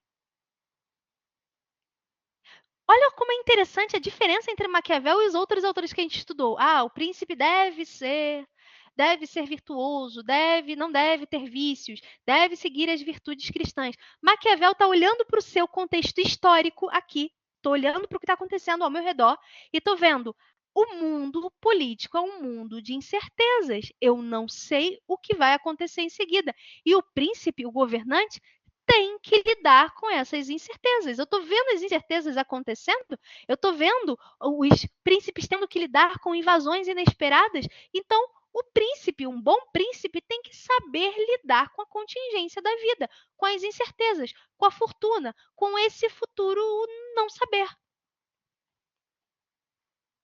Conseguem entender isso? E qual seria a virtude do príncipe? A virtude é justamente o príncipe virtuoso para Maquiavel é aquele que consegue lidar bem com essas incertezas. É aquele que consegue olhar para o jogo político tão cheio de incertezas e ter jogo de cintura e saber lidar com cada situação com a estratégia que aquela situação requer. Se aquela situação requer um príncipe mais amável, mais amigo, mais boa pinta, né? Nossa, essa daí é uma expressão da época da minha avó, né? Um príncipe que é mais carismático, melhor do que boa pinta, um príncipe mais carismático, uma figura mais carismática, ele vai agir de forma carismática. Mas se a situação exigir um pulso mais firme, uma necessidade de você de mostrar mais frieza, o príncipe vai agir assim, porque ele é estratégico. A virtude do príncipe consiste na sua capacidade de formular estratégias para cada situação. E vejam, é o que Maquiavel está verificando no seu entorno. Quando ele fala para o Lourenço de Médici, ele está falando, olha, Lourenço de Médici, nós precisamos de alguém que saiba lidar com essas contingências, com o que está acontecendo no nosso entorno. Nós precisamos de alguém que seja virtuoso. Nós precisamos de alguém que saiba criar estratégias para cada situação. E ele vai utilizar um modelo de príncipe ideal. E aí, diferente dos autores anteriores, esse não vai ser um modelo abstrato. Ele vai trazer para alguém que existia naquela época, que era o César Borgia. Vou mostrar aqui a fotinho do César Borgia para vocês. Esse carinha aqui era o César Borgia. Esse carinha de azul. Quem era César Borgia? César Borgia era filho do Papa à época e era um dos maiores líderes de exército mercenário. Ele tinha conquistado muitos territórios para o Papa. Ele tinha conquistado muitos territórios. E Maquiavel teve contato com César Borgia 2 vezes numa negociação. Por 2 ocasiões. E ele diz, ele mostra que em uma delas, César Borgia era mais carismático. E em outra situação, ele era mais frio, veemente, ele era mais sério, ele era mais mau. Ele era mais vilanesco. Mostrando que César Borgia adotava uma estratégia conforme a situação requeria. Então, César Borgia vai ser o grande modelo do príncipe para Maquiavel. Ele está falando, olha, Lourenço de Médici, a gente precisa aprender com César Borgia, porque ele conseguiu muitos territórios e ganhou muitas negociações porque ele era estrategista. Aí você lembra lá do início daquele filme... Como é o nome? Caramba, agora me fugiu. Tropa de Elite, né? Que o ator, o personagem do Wagner Moura fala estratégia em vários idiomas. É a estratégia. Ele identifica o jogo político da sua época como um jogo de estratégias. Como um jogo, de fato. E aí, César Borgia vai ser o grande modelo.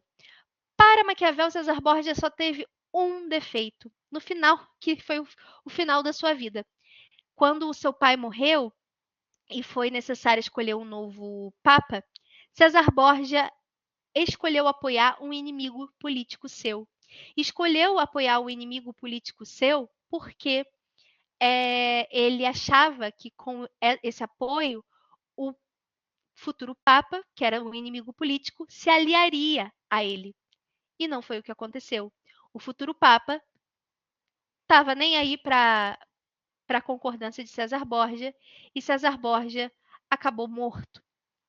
Então, o único momento em que ele não adotou uma estratégia correta foi o momento que lhe causou a sua morte. Certo? Então, meus amigos, há alguma dúvida para entender sobre a história tratada no Príncipe, o argumento central, que é outra coisa que vocês têm que identificar em uma obra, além do contexto histórico e do contexto pessoal do autor, entender qual é o argumento central da obra. Ele vai falar sobre muitas coisas, ele vai citar muitas situações, mas o argumento central da obra é: não podemos ficar vendo um príncipe imaginário, um príncipe como ele deveria ser. Eu tenho que ver aqui na minha realidade como um bom príncipe é, como um líder que consegue territórios é. Modelo César Borgia. É o cara estrategista, é o cara que está conseguindo ler bem, tem uma boa leitura da conjuntura, da situação e consegue lidar bem, criar estratégias para essas contingências da vida política, para esse jogo, para esse não saber. Certo? Essa é a virtude do príncipe. O príncipe virtuoso é o príncipe estrategista. Alguma dúvida sobre o argumento central do príncipe, meus amigos?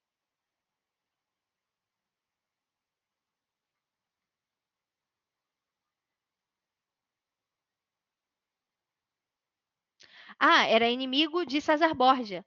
O César Borgia foi o único momento que Maquiavel considera sua fraqueza, foi uma estratégia errada que ele adotou, porque ele apoiou, César Borgia apoiou a eleição de um papa que era inimigo político seu, tá? Maquiavel, ele apenas relata isso, não tem nada a ver com a história, não. E aí César Borgia acaba morrendo numa batalha, depois de ter apoiado este indivíduo, que era seu inimigo político, achando que ia cair nas graças do indivíduo. E foi uma estratégia equivocada. Né? Ser o príncipe e não o rei, justamente, Lucas, porque naquela época você tinha reinos, você tinha principados, você tinha ducados, você tinha muitos núcleos de poder. E o núcleo de poder do qual Maquiavel está falando está mais familiarizado com a figura do príncipe. Qual foi o intuito dele com essa indicação? Bom, o argumento central dele é: o príncipe virtuoso é o príncipe estrategista, certo? Com isso, ele está falando para Lourenço de Médici, primeiro, olha, nós precisamos um bom príncipe, um príncipe virtuoso, ou seja, você, para ser virtuoso, precisa ser estrategista, precisa seguir o modelo aqui, por exemplo, do César Borgia. E depois, veja como César Borgia, com isso, conseguiu fortalecer o seu entorno. A gente precisa também de alguém, um príncipe forte e virtuoso, estrategista, que consiga nos unificar para fazermos frente à Espanha e à França. Esse é o objetivo também de Maquiavel, tá? Não é só lá conseguir reaver o seu cargo. Mas esse é o ponto de Maquiavel, essa é a razão pela qual ele escreve. Ele escreve também para uma tentativa de criar uma figura que fosse capaz de unificar aqueles núcleos de poder ali do entorno de Florença. Exatamente, estrategista. O que é estrategista? É aquele que sabe ler bem. Primeiro, um estrategista sempre é aquela pessoa que sabe ler bem o contexto em que está. Não é aquela pessoa que toma decisões precipitadas. Ela primeiro lê, primeiro observa. Geralmente, um estrategista é um bom observador. Ele observa o contexto e ele observa aquilo que as possibilidades. Olha, se isso aconteceu, o que eu vou fazer? Se aquilo aconteceu, o que eu vou fazer? Ele é um bom planejador, certo? E aí ele vai adotar estratégias políticas conforme a necessidade, conforme as circunstâncias solicitarem. Pois não, Michele? Você que levantou a mão? Quem levantou a mão?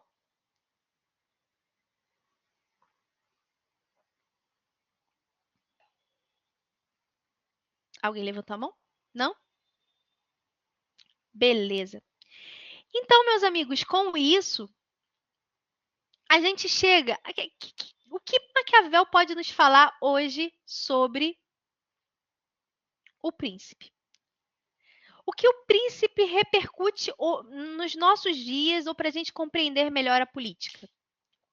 Meus amigos, com o príncipe, a gente entende que existe sim uma forma de você pensar o bom governante como uma pessoa virtuosa, certo?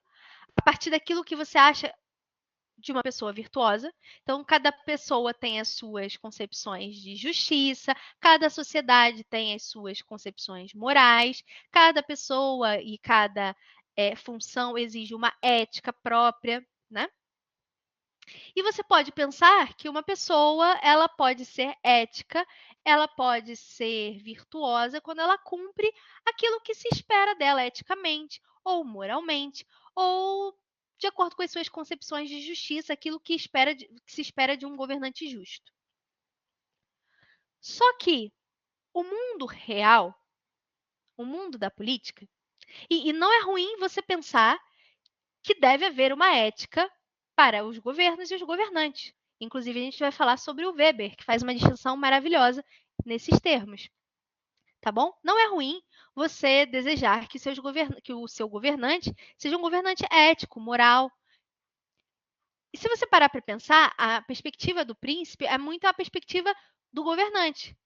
É a perspectiva do que é um bom governante pela ótica do governante e não pela ótica do povo. Porque o povo, obviamente, vai estar ao léu das suas estratégias.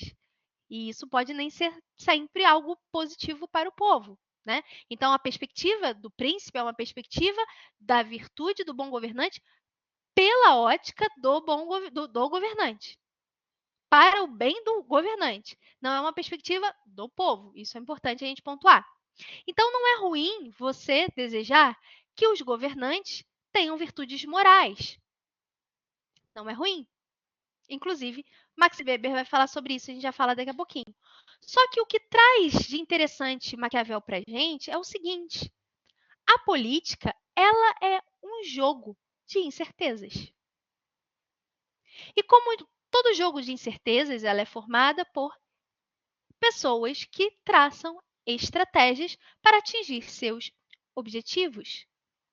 Então, se a gente observa um cenário político de qualquer estado nacional, de qualquer lugar do país, ou em qualquer tempo, em qualquer época, eu consigo visualizar como a política é um jogo e como os atores políticos se articulam de forma estratégica. E aí nos ajuda a romper um pouco com essa ideia de conto de fadas, em que eu penso num príncipe bom e nobre como o príncipe sei lá, da Cinderela. A gente cresce muito com essa ideia dos contos de fada e a gente se frustra quando a gente se depara com uma realidade em que há governantes que não têm virtudes morais ou quando as estratégias sobrepõem as virtudes morais. Mas a gente precisa entender que o jogo político é um jogo de estratégias. E para você entender as disputas políticas, qualquer fenômeno político, você não consegue entender sem entender as estratégias daqueles grupos que estão se mobilizando. Aí, quando isso enriquece a nossa forma de compreensão política de uma maneira absurda. Quando eu olho um fenômeno, em vez de eu falar, olha só, fulano está certo, fulano é bom, fulano é mau. Fulano, esse grupo é o grupo dos bons, dos virtuosos, e aquele grupo tem todos os vícios da humanidade. Em vez de eu fazer isso, o que eu faço? Vou tentar compreender quais as estratégias cada um dos grupos está utilizando para se movimentar nesse jogo político. Aí a sua análise política fica muito mais interessante. E aí você pode pensar em estratégias mais explícitas, tipo assim, estratégias de campanha, porque hoje em dia, uma das coisas mais importantes para uma eleição é o marketing. O marketing forma o candidato. O marketing forma a roupa, forma a postura, forma a maneira como as pessoas vão pensar daquele candidato. O marketing é uma estratégia. O fato de ter uma musiquinha chata que fica passando toda hora, grudando na sua cabeça com o número do candidato é uma estratégia, né? Então existem formas mais explícitas de estratégia, mas também é uma estratégia típica do jogo político, composição de partidos, por exemplo. Puxa vida, mas esse partido parece que não tinha nada a ver nas eleições passadas com esse aqui. E, aliás, eles até compartilham ideologias diferentes. Que coisa esquisita, eles estão aliados. Estratégia. Caramba, mas quer dizer que num presidencialismo de coalizão, o presidente da República tem que dar alguns cargos em troca de apoio no Congresso? Estratégia. Você pode avaliar essas condutas como boas ou mais no campo da moral, da ética e das virtudes. Sim, pode. Mas é importante entender como o processo político funciona e como isso tudo faz parte de estratégia. Eu falo para vocês bastante do presidencialismo de coalizão, porque desde o governo Fernando Henrique, aliás, a América Latina tem muito dessa ideia do presidencialismo de coalizão, que é a ideia da necessidade do governante do executivo, né, do chefe do executivo, fazer aliança com o legislativo, ter uma base de apoio no legislativo para conseguir terminar o seu mandato. E aí, como é que eles conseguem fazendo? Como é que eles conseguem se compor? Estratégia. Política não é apenas um jogo de virtudes, política é um jogo de estratégias. E eu acho que essa é a contribuição que Maquiavel traz para a nossa compreensão da política atual e para a nossa compreensão de qualquer tipo de conjuntura política e de qualquer análise mais profunda sobre a política. Dúvidas, meus amigos, sobre isso? A gente vai terminar aqui com Max Weber, que traz uma diferenciação que eu acho muito interessante. Mas antes eu queria saber se vocês têm alguma dúvida ou alguma colocação sobre Maquiavel. E sobre as estratégias, e sobre jogos de estratégias dos atores. E detalhe, As estratégias não são coisas apenas de político profissional, não. É coisa de gente que está na sociedade politicamente organizada. Quer ver um exemplo? Você se move estrategicamente, politicamente e estrategicamente, quando você entra com uma ação contra a Light. Você tentou lá na Light, queimou a sua geladeira, deu um apagão, queimou a sua geladeira, você tentou lá na Light, você não conseguiu. Qual é a sua forma de coagir a Light, de mobilizar o seu direito na esfera pública, ou seja, se mobilizar politicamente para conseguir o valor daquela geladeira que você perdeu por culpa da Light? Como é que você argui a responsabilidade da Light? Vai para o judiciário. Quando você entra com uma ação, você está se mobilizando estrategicamente e politicamente.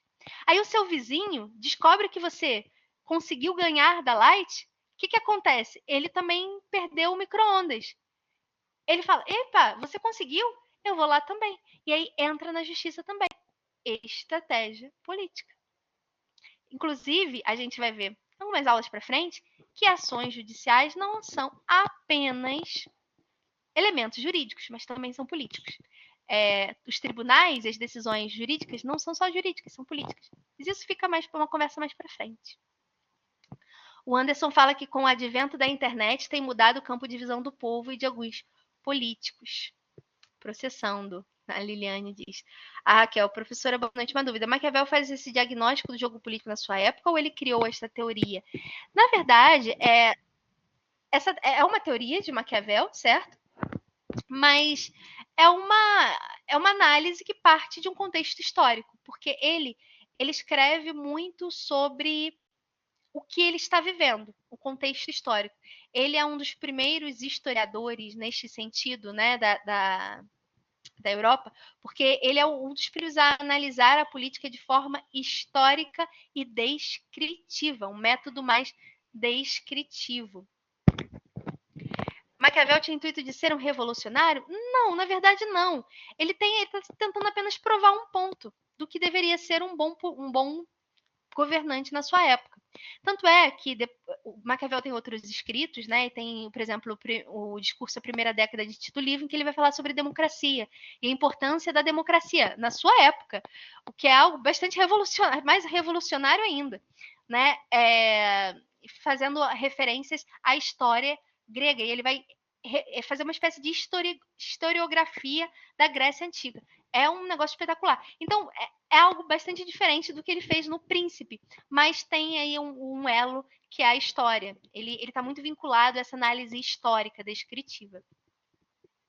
Mas ele em si não era um revolucionário, ou nunca tentou ser um revolucionário. Ele era um negociador. Ele era um diplomata negociador, digamos assim. Bom, meus amigos, para a gente concluir aqui a nossa aula, eu queria falar para vocês um pouquinho, ainda pensando nessas virtudes do bom governante, e pensando que estratégia não é coisa apenas do governante em si, mas de todos nós que participamos do processo político. Quando você entra lá com uma ação, você está mobilizando seus recursos, é estratégia. Né? Quando você organiza uma passeata, é estratégia. Quando você vota no fulano de tal, é uma estratégia. Nós também nos movemos estrategicamente e o jogo político é formado por estratégias. Eu trouxe para vocês um cara que pensa, que traz mais uma contribuição para isso. Porque vocês podem pensar assim, poxa, professora, tá bom, é estratégia, mas a gente pode... Então, a gente deve sempre se conformar com as atitudes negativas de políticos, porque são estratégias? Não, você pode dizer que o político deve ser ético até nas suas estratégias, ok? E aí vem a contribuição de Max Weber. Weber foi um dos grandes criadores de teoria sociológica do século XIX. As grandes teorias sociológicas do século XIX são, de fato, o início da sociologia. Você tem... A ideia de sociologia nasce com o Auguste Comte, mas quem é o pai mesmo da sociologia, que cria sua primeira teoria sociológica, é Durkheim, Karl Marx, caramba, falei o nome dele, Karl Marx, Durkheim e Weber. São as três grandes teorias sociológicas do século XIX. Nós temos outras, mas esses nomes são muito importantes. Então, lá em Sociologia Jurídica, provavelmente, vocês vão estudar porque eles fazem teorias sociológicas muito relevantes. Teorias são visões de mundo, tá? Perspectivas. E são muito diferentes. As 3 teorias sociológicas são completamente diferentes.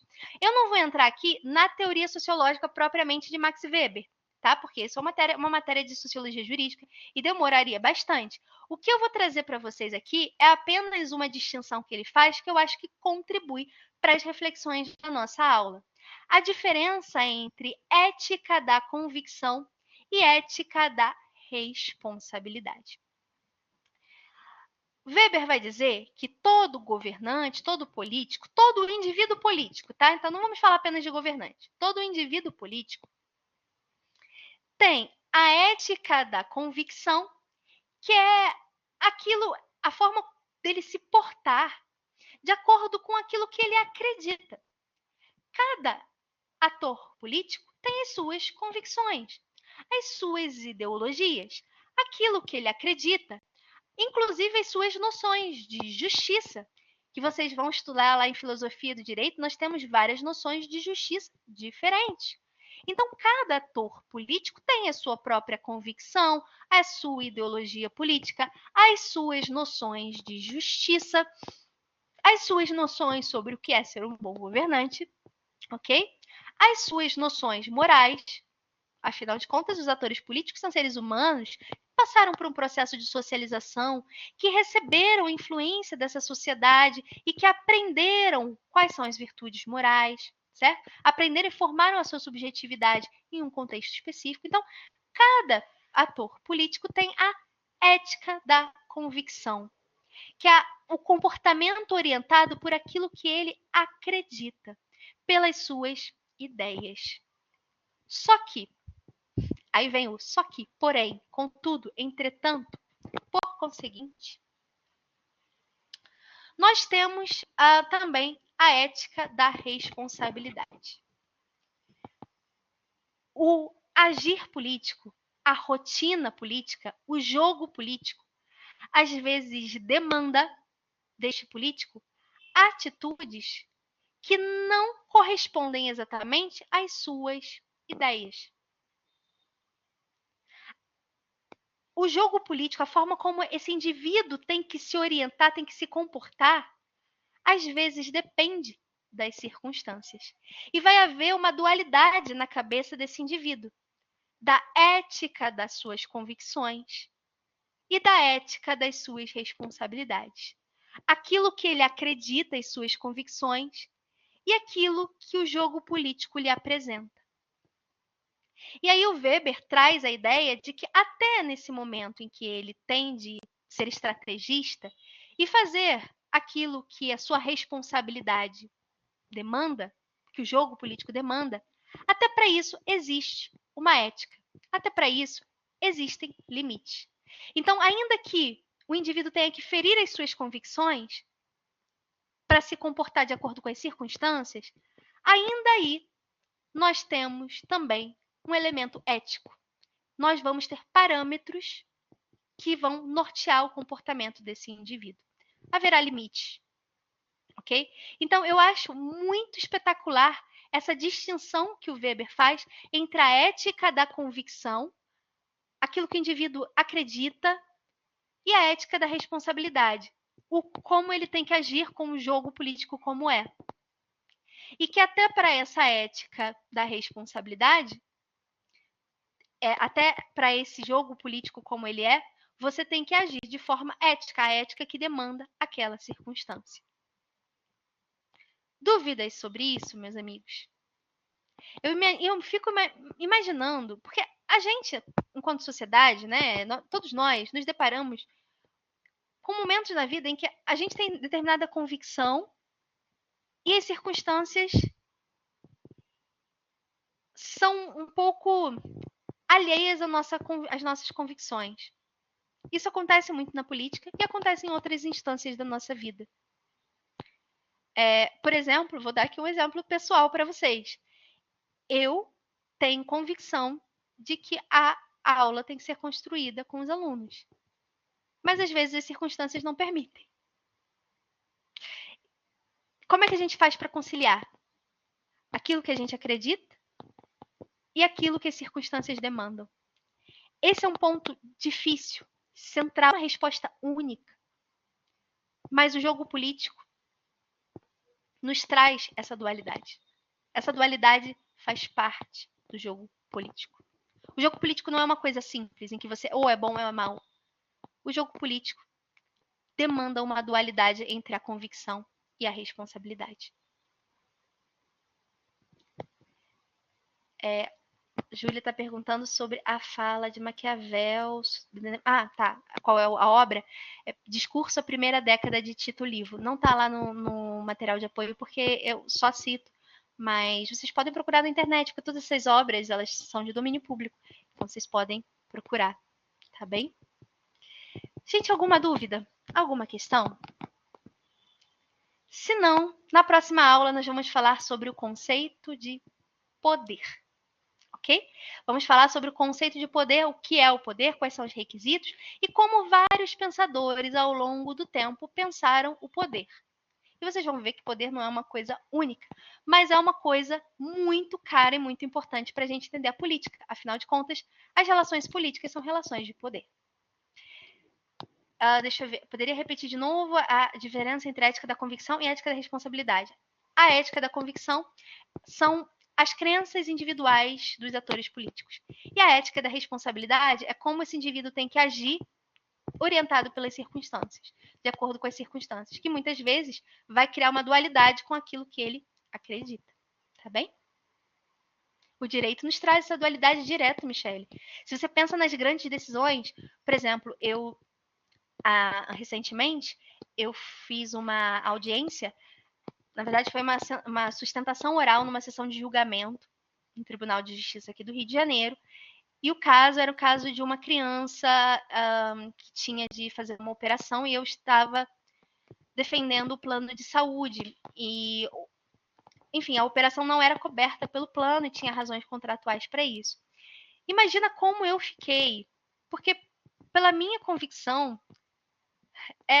a criança deveria receber.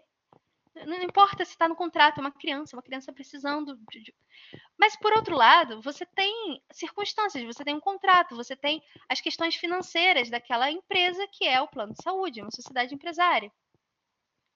E, obviamente, você tem outras questões relacionadas à política com os planos de saúde. Enfim, então é uma dualidade que nós, como juristas, enfrentamos. E imagina o juiz que vai ter que decidir a causa. A maioria dos juízes, quando tem essas decisões difíceis, eu imagino que tenham essa dualidade entre a ética da convicção e a da responsabilidade, né? Essas são chamadas as decisões difíceis. Existe uma teoria dentro da filosofia do direito que se chama a teoria das decisões difíceis. O que fazer quando você tem que decidir, por exemplo, sobre uma criança? A vida e morte de uma criança, se vai deferir ou não. Você vê ali claramente que ela não tem direito, porque não está previsto no contrato, mas você vai fazer o quê? Você vai deixar a criança morrer? Existem outras opções? Quais são as outras opções? Isso é muito complexo. O direito é muito complexo. Nada da vida é assim. Por isso que eu gosto de trazer essa como uma das primeiras aulas, porque isso quebra muito as ideias que a gente traz, às vezes, arraigadas em nós, de que tudo é muito simples. Ou é bom ou é mal. Isso aqui é certo ou errado. Só existem dois grupos, preto ou branco. E, na verdade, não. Existem muitas questões a considerar, complexas, com as quais nós lidamos no dia a dia. Não são só os nossos governantes, nós lidamos no nosso dia a dia. E vocês, como juristas, vão lidar também. Gente,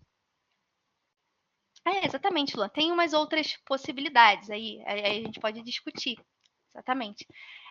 Muito obrigada a todos, pessoal. Obrigada pela excelente aula. Um abraço, bom descanso, bom final de semana. Até semana que vem e nos vemos na próxima sexta. Raquel,